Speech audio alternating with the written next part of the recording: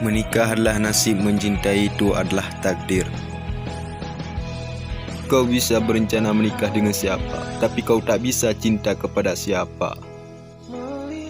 Mencintainya kata kerja, dicintai itu kata sifat, dicintainya kan kata benda coy. Tapi cintanya kata hati.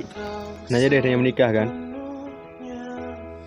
Peng tunangan 10 juta orang kabalik 5 juta mentang nak ujar orang aku. Dicicil aja bisa. Ya udahlah. Harusnya aku